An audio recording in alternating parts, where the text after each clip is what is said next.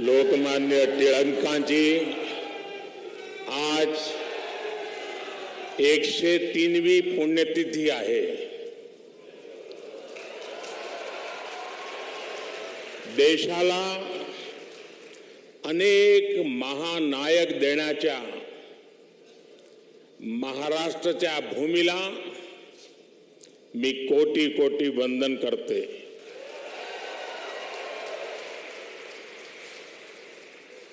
कार्यक्रम में उपस्थित आदरणीय श्री शरद पवार जी, राज्यपाल श्रीमान रमेश बैस जी,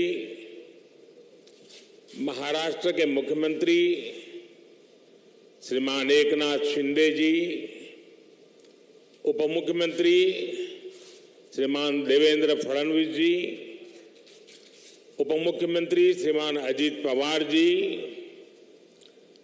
ट्रस्ट के अध्यक्ष श्रीमान दीपक तिलक जी, पूर्व मुख्यमंत्री मेरे मित्र श्रीमान सुशील कुमार शिंदे जी, तिलक परिवार के सभी सम्मानित सदस्यगण एवं उपस्थित भाई और बहनों, आज का ये दिन मेरे लिए बहुत अहम है. मैं यहां आकर जितना उत्साहित हूं उतना ही भावुक भी हूं. आज हम सब के आदर्श और भारत के गौरव बाल गंगाधर तिलक जी की पुण्यतिथि है. साथ ही आज अन्ना भाऊ साठे जी की जन्म जयंती भी है. लोकमान्य तिलक जी तो हमारे स्वतंत्रता इतिहास के माथे के तिलक है.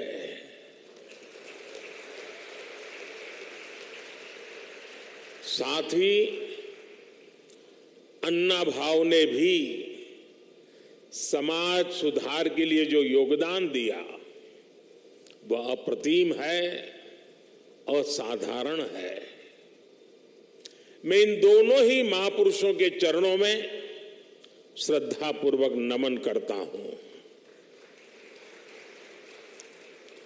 आज या महत्वाच्या दिवशी मला पुण्याच्या या पावन भूमीवर महाराष्ट्राच्या धर्तीवर येण्याची संधी मिळाली हे माझे भाग्य आहे.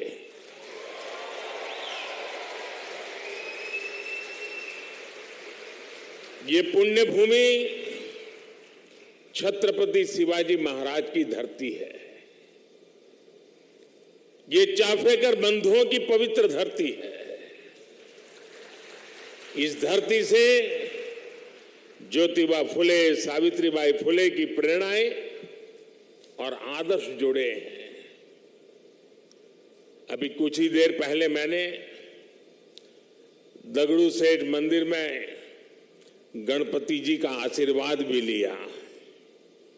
ये भी पुणे जिले के इतिहास का बड़ा दिलचस्प पहलू है. दगड़ू सेठ पहले व्यक्ति थे जो तिलक जी के आह्वान पर गणेश प्रतिमा की सार्वजनिक स्थापना में शामिल हुए थे. मैं इस धरती को प्रणाम करते हुए इन सभी महान विभूतियों को श्रद्धापूर्वक नमन करता हूं.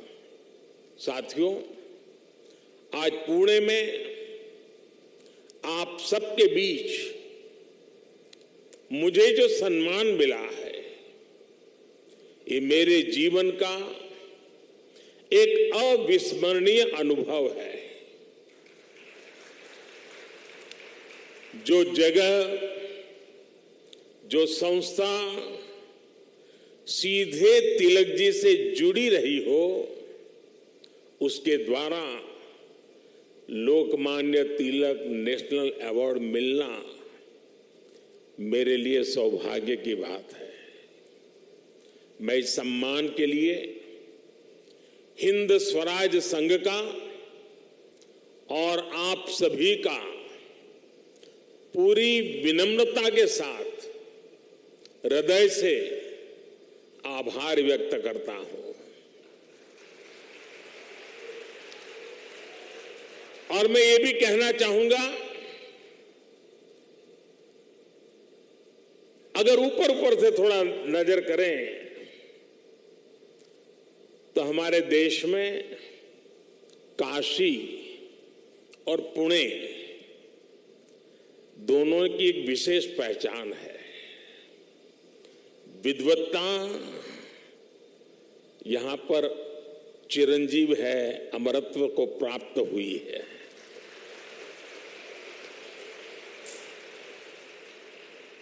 और जो पुणे नगरी विद्वत्ता की दूसरी पहचान हो, उस भूमि पे सम्मानित होना जीवन का इससे बड़ा कोई गर्व और संतोष की अनुभूति देने वाली घटना नहीं हो सकती है। लेकिन साथियों, जब कोई अवार्ड मिलता है तो उसके साथ ही हमारी जिम्मेदारी भी बढ़ जाती है। आज जब उस अवार्ड से तिलक जी का नाम जुड़ा हुआ हो तो दायित्व बोध और भी कई गुना बढ़ जाता है। मैं लोकमान्य तिलक नेशनल अवार्ड को 140 करोड़ देशवासियों के चरणों में समर्पित करता हूं।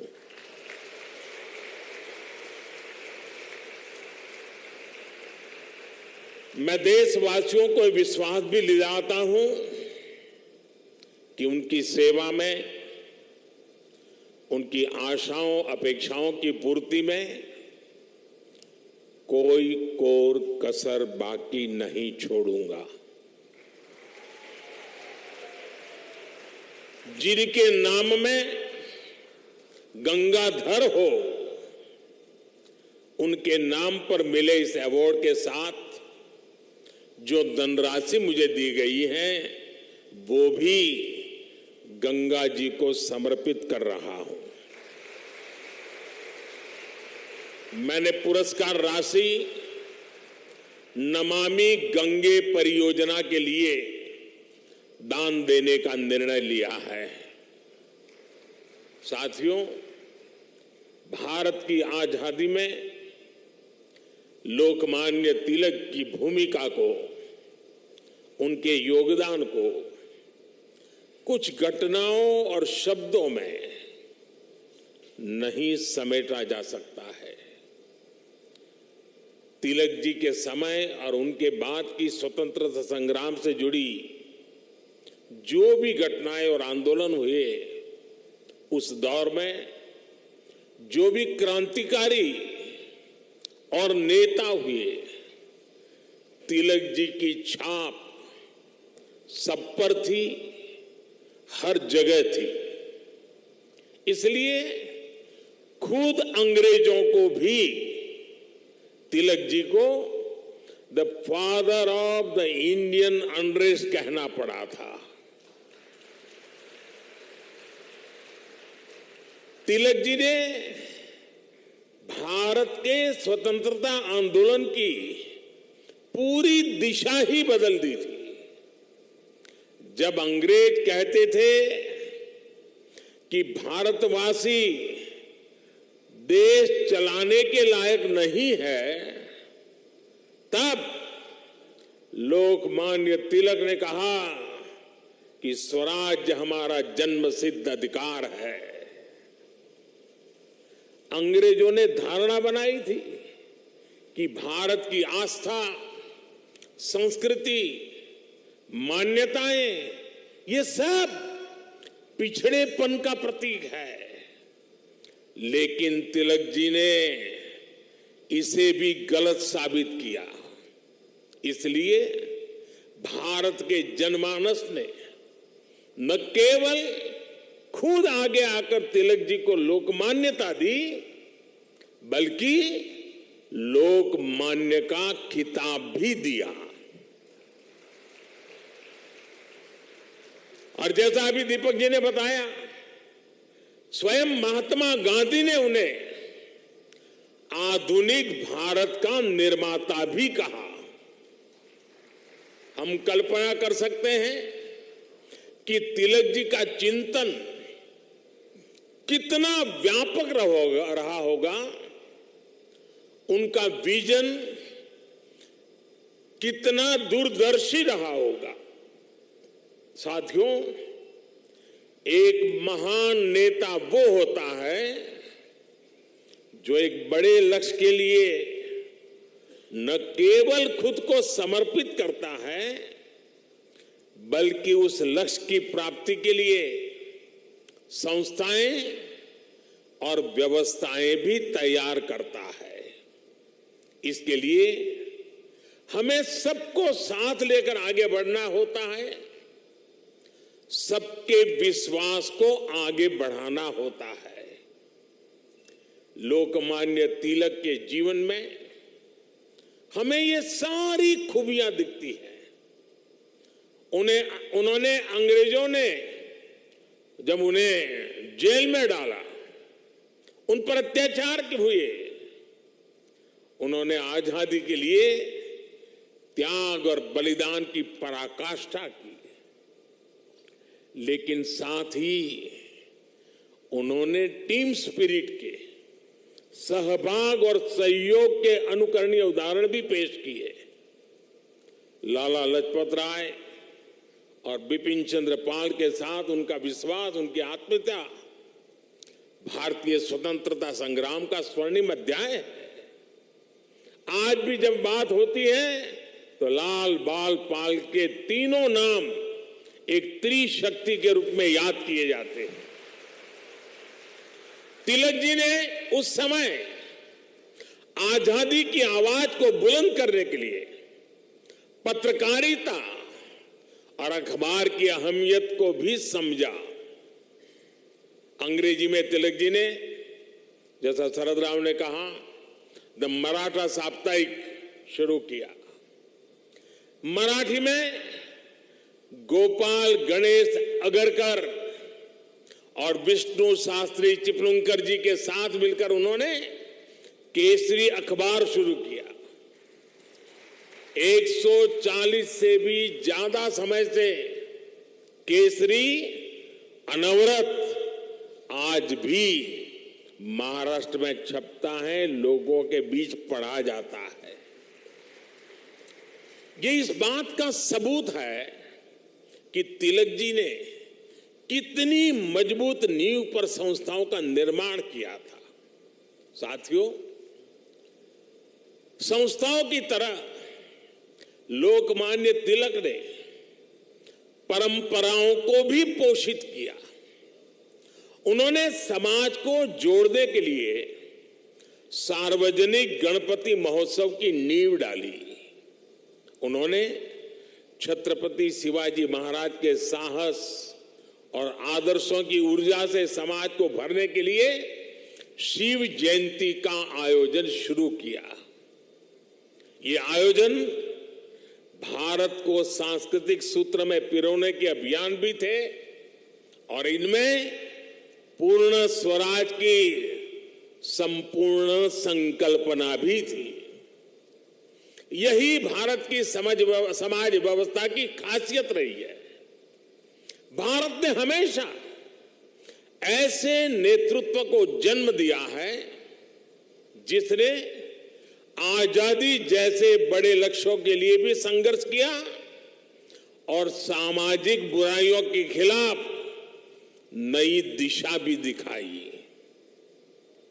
आज की युवा पीढ़ी के लिए यह बहुत बड़ी सीख है। भाई और बहनों, लोकमान्य तिलक इस बात को भी जानते थे कि आजादी का आंदोलन हो या राष्ट्र निर्माण का मिशन, भविष्य की जिम्मेदारी हमेशा युवाओं के कंधों पर होती है। वो भारत के भविष्य के लिए शिक्षित और सक्षम युवाओं का निर्माण चाहते थे। लोकमान्य में युवाओं की प्रतिभा पहचानने की जो दिव्य दृष्टि थी, इसका एक उदाहरण हमें वीर सावरकर से जुड़े घटनाक्रम में मिलता है।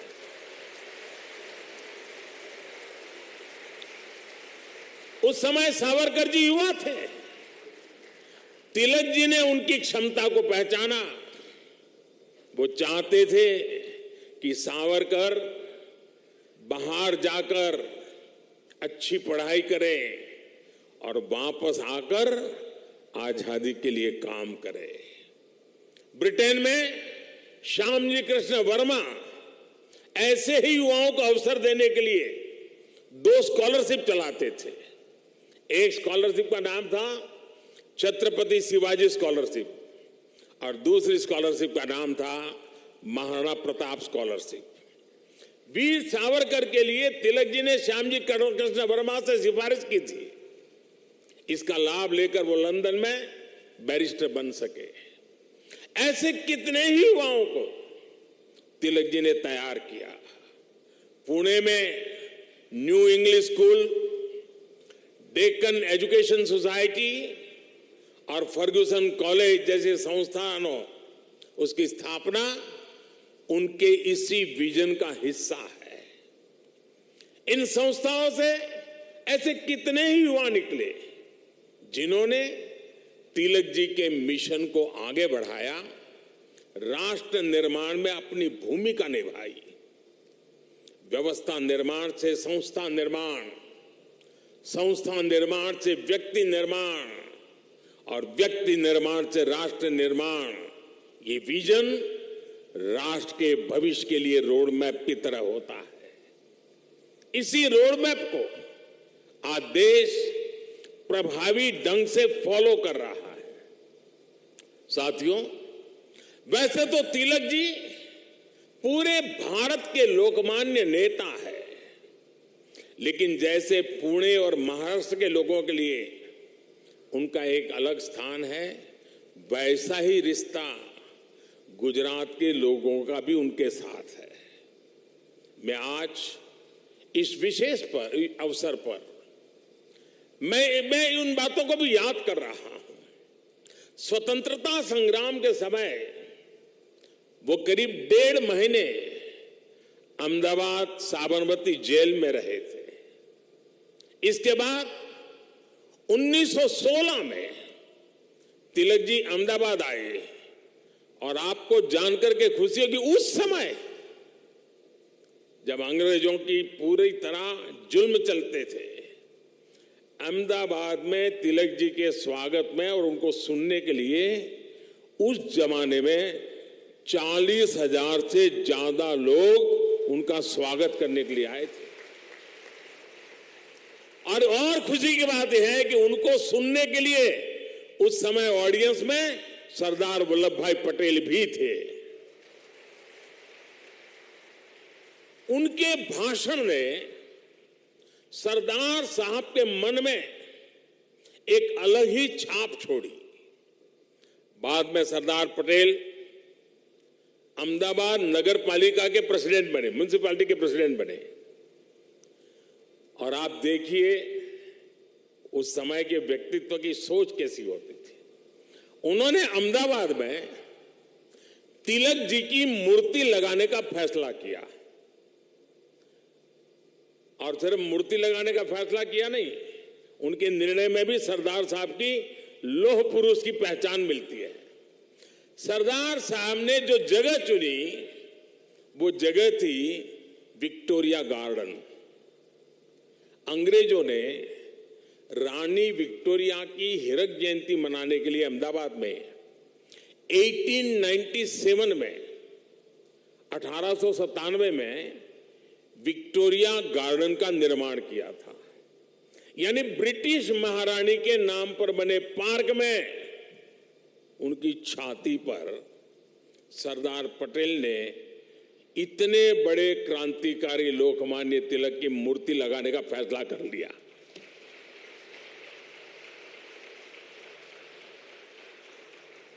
और उस समय सरदार साहब पर इसके खिलाफ कितना ही दबाव पड़ा, उन्हें रोकने की कोशिश हुई, लेकिन सरदार तो सरदार थे।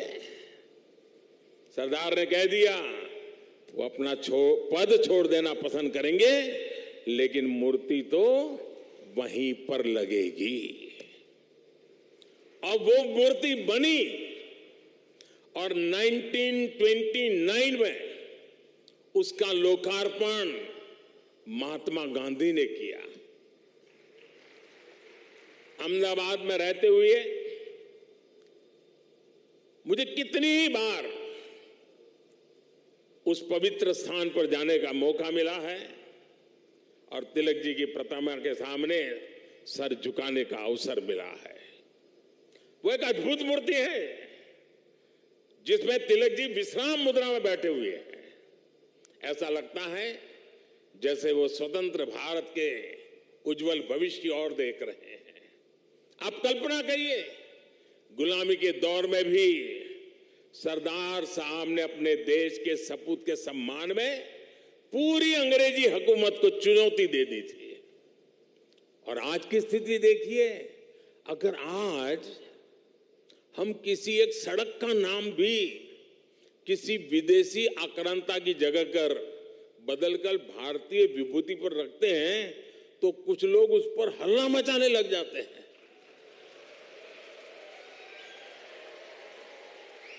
उनकी नींद खराब हो जाती है।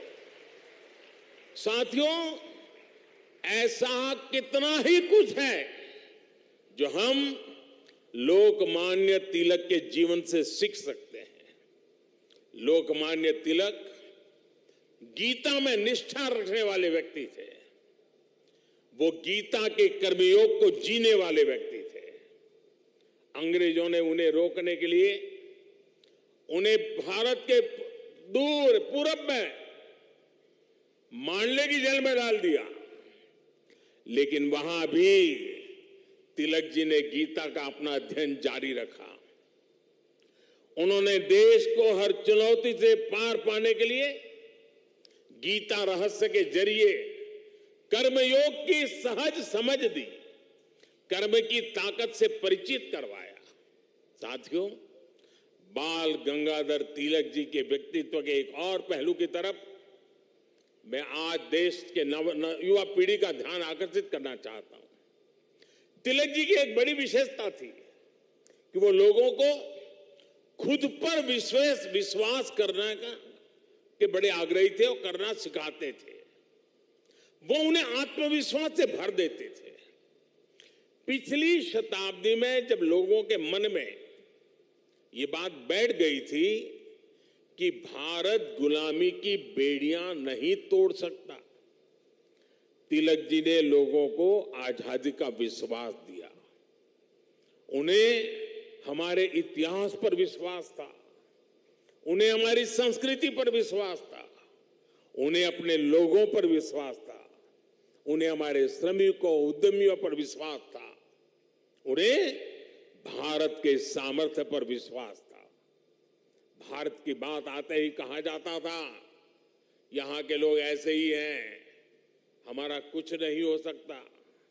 लेकिन तिलक जी ने हीन भावना के इस मिथक को तोड़ने का प्रयास किया, देश को उसके सामर्थ्य का विश्वास दिलाया।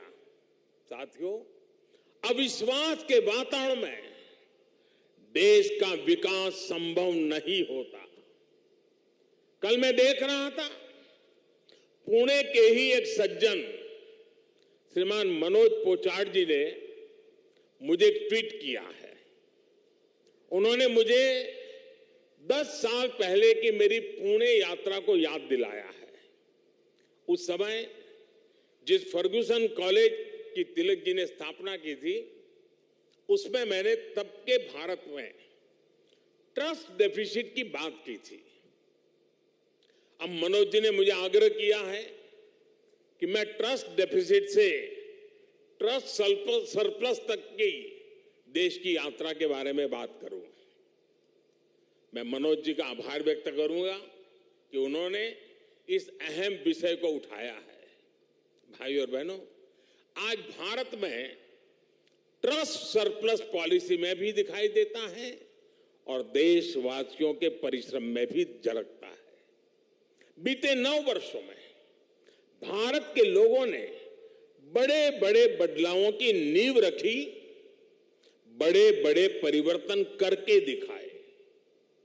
आखिर कैसे भारत दुनिया की 5वीं सबसे बड़ी अर्थव्यवस्था बन गया?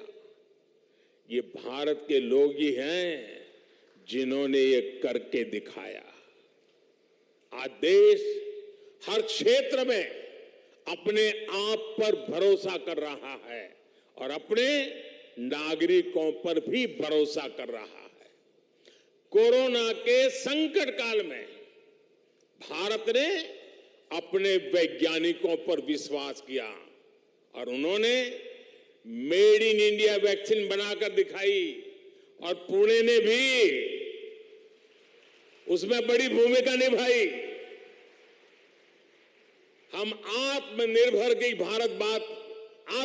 भारत की बात कर रहे हैं क्योंकि हमें विश्वास है कि भारत ये कर सकता है। हम देश के आम आदमी को बिना गारंटी का मुद्रा लोन दे रहे हैं क्योंकि हमें उसकी ईमानदारी पर, उसकी कर्तव्य शक्ति पर विश्वास है। पहले छोटे छोटे कामों के लिए आम लोगों को परेशान होना पड़ता था। आज ज्यादातर काम मोबाइल पर एक क्लिक पर हो रहे हैं। कागजों को अटैच करने के लिए आपके अपने हस्ताक्षर पर भी आज सरकार विश्वास कर रही है। इससे देश में एक अलग माहौल बन रहा है, एक सकारात्मक वातावरण तैयार हो रहा है और हम देख रहे हैं कि विश्वास से भरे हुए देश के लोग देश के विकास के लिए कैसे खुद आगे बढ़कर काम कर रहे हैं। स्वच्छ भारत आंदोलन को इस जन विश्वास ने ही जन आंदोलन में बदला। बेटी बचाओ बेटी पढ़ाओ अभियान को इस जन विश्वास ने ही जन आंदोलन में बदला। लाल किले से मेरी एक पुकार पर कि जो सक्षम हैं उन्हें गैस सब्सिडी छोड़नी चाहिए, लाखों लोगों ने गैस सब्सिडी छोड़ दी थी। कुछ समय पहले ही कई देशों का एक सर्वे हुआ था। इस सर्वे में सामने आया कि जिस देश के नागरिकों को अपनी सरकार में सबसे ज्यादा विश्वास है, उस सर्वे ने बताया उस देश का नाम भारत है। ये बदलता हुआ जनमानस, ये बढ़ता हुआ जनविश्वास भारत के जन जन की प्रगति का माध्यम बन रहा है। साथियों, आज आजादी के 75 वर्ष बाद देश अपने अमृतकाल को कर्तव्य काल के रूप में देख रहा है। हम देशवासी अपने अपने स्तर से देश के सपनों और संकल्पों को ध्यान में रखकर काम कर रहे हैं। इसलिए आज विश्व भी भारत में भविष्य देख रहा है। हमारे प्रयास आज पूरी मानवता के लिए एक आश्वासन बन रहे हैं। मैं मानता हूं कि लोकमान्य आज जहां भी उनकी आत्मा होगी वो हमें देख रहे हैं, हम पर अपना आशीर्वाद बरसा रहे हैं। उनके आशीर्वाद से, उनके विचारों की ताकत से हम एक सशक्त और समृद्ध भारत के अपने सपने को जरूर साकार करेंगे। मुझे विश्वास है हिंद स्वराज संघ तिलक के आदर्शों से जन जन को जोड़ने में इसी प्रकार आगे आकर के अहम भूमिका निभाता रहेगा। मैं एक बार फिर इस सम्मान के लिए आप सभी का आभार प्रकट करता हूं। इस धरती को प्रणाम करते हुए, इस विचार को आगे बढ़ाने में जुड़े हुए सबको प्रणाम करते हुए मैं मेरी वाणी को विराम देता हूं। आप सबका बहुत बहुत धन्यवाद।